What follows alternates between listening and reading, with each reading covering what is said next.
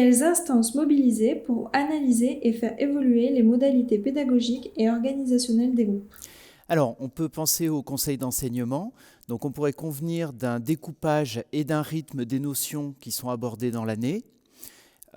Élaborer des modalités, par exemple des évaluations diagnostiques, et des critères communs qui permettent de positionner et répartir les élèves dans les différents groupes.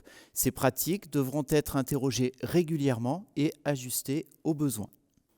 On pourra mobiliser également le conseil pédagogique, par exemple pour partager l'analyse des résultats et des progrès des élèves sur l'année, à l'échelle d'une cohorte, pour évaluer l'impact des choix pédagogiques et organisationnels qui ont été opérés par l'établissement. Cela conduira à réfléchir donc collectivement à des évolutions pour la suite. Et ces nouvelles pratiques pédagogiques générées par ces groupes de besoins en français et en mathématiques pourront sûrement être mutualisées dans d'autres disciplines, en prenant l'exemple de la différenciation.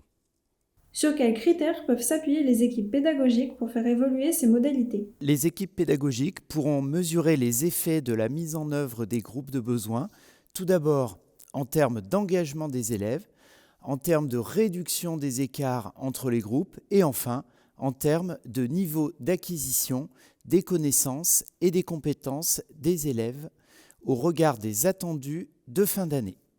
En quoi l'évaluation de l'établissement vient-elle nourrir cette analyse collective?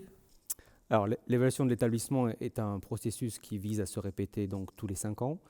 Le diagnostic engagé par l'établissement au cours de la phase d'auto-évaluation questionne l'ensemble des dispositifs qui sont mis en œuvre dans le cadre des apprentissages, des parcours et des réussites de tous les élèves.